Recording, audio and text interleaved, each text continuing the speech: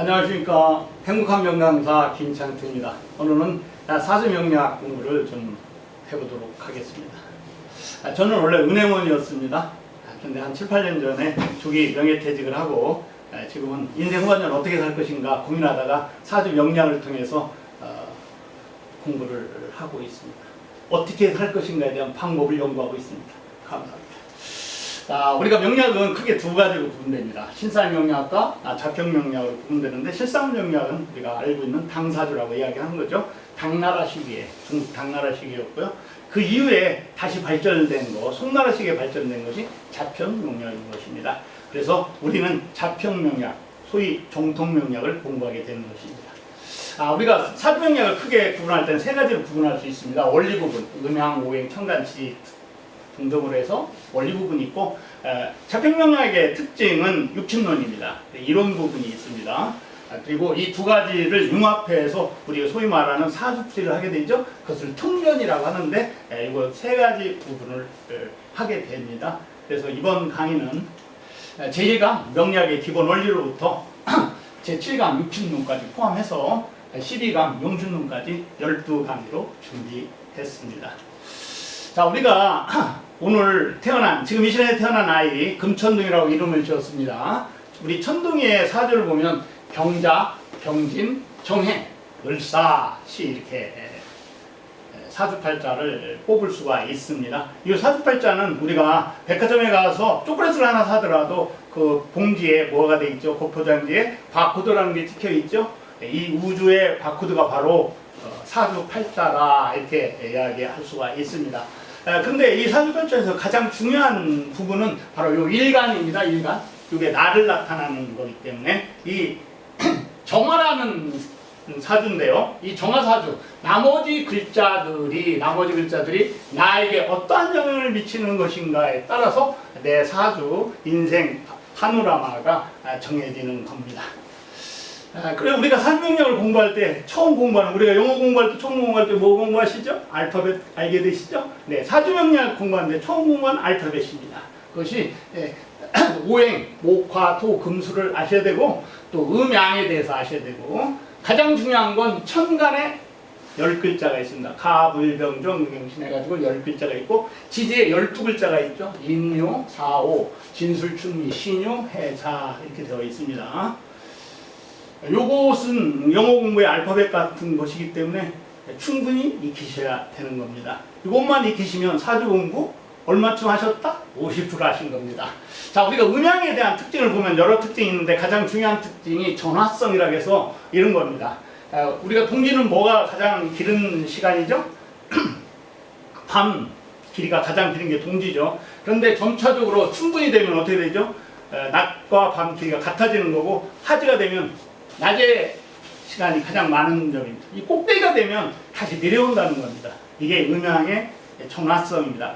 음양은 결국 아무리 힘들다 하더라도 어떻게 한다? 올라갈 때가 있고, 아무리 춥고 내가 위에 있다 하더라도 어떻게 된다? 언젠가는 내려오게 된다는 원리를 꼭 아셔야 되는 거죠. 자, 오행에 대해서 잠깐 살펴보면, 오행은 5가지라는 거죠. 오자가 5가지입니다. 그래서 목, 화, 토, 금, 수 5가지가 있는데, 행자가 붙어 있죠. 행이라고 하는 것은 뭐죠? 변하고 진행된다, 변화한다는 겁니다. 순환된다는 거고, 변한다는 사실을 아셔야 된다. 우주 만물은 오행의 이치로 움직이고 있는 겁니다. 자, 오행은 목, 화, 토, 금, 수라고 말씀드렸어요. 우리의 사지가 다 있어야 우리가 편안하듯이 오행을 다 갖추고 있으면 균형과 조화가 이루어졌다, 이렇게 되어 있지만, 실제적으로 사주를 보면 오행이 다 균형되어 있지가 않습니다. 한쪽으로는 치우쳐 있기 때문에 우리는 서로가 생각이 다르다, 이렇게 말씀드릴 수가 있는 겁니다. 자, 오행의 운동을 보면 목화, 토, 금, 수 운동이 있는데, 목이라는 것은 봄, 우리가 스프링 올라가는 기운이고, 화는 무성한, 나무가 무성한 때 그런 기운입니다. 우리가 환절기가 있죠? 환절기가 계절이 바뀌는 계절이 바로 토기운입니다. 그래서 아무리 덥다 하더라도 우리는 어떻게 가을이 오게 되어 있죠? 그래서 이건 수렴하는 기운이고, 수는 응축하는 기운인 겁니다. 그래서 오행은 이렇게 움직이고 있다 하시면 되겠습니다.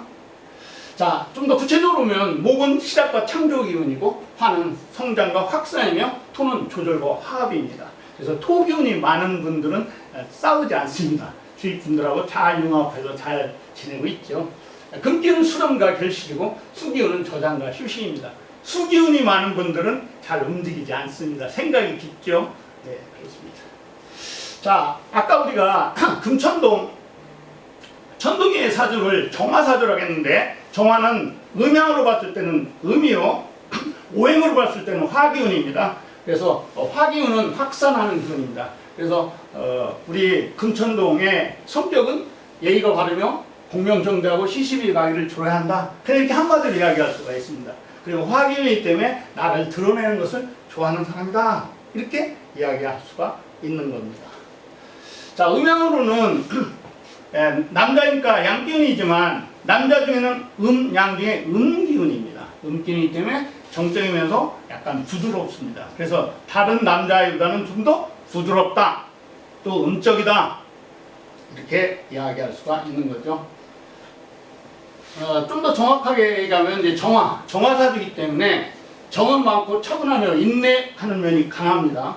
남에게 가서 의지하는 면도 있지만 미리 격정부터 하는 것이 좀 흠이라고 할 수가 있습니다. 긍정적인 것은 심성이 착하고 온화하며 정이 많은 분이죠. 그러나 좀 조심해야 될 건 뭐죠? 그러다 보니까 대범하지 못하고 좀 소심한 면이 있다. 이렇게 특징이 있습니다. 그래서 사주팔자를 보고 일간만 딱 보면 그 사람의 성격과 성질을 바로 알 수가 있는 겁니다. 그래서 내가 부족한 부분이 무엇인가를 알 수 있는 거죠. 자, 운명을 아는 자는 하늘을 원망하지 않고 자기를 아는 자는 남을 원망하지 않는다고 하였습니다. 이번 기회에 사주팔자를 통해서 나의 천부명령이 무엇인지를 아시게 된다면 남을 원망하기보다는 나 자신을 좀 더 성찰하시고 관찰하시면서 행복한 삶을 영위할 수 있으리라 굳게 믿습니다. 감사합니다.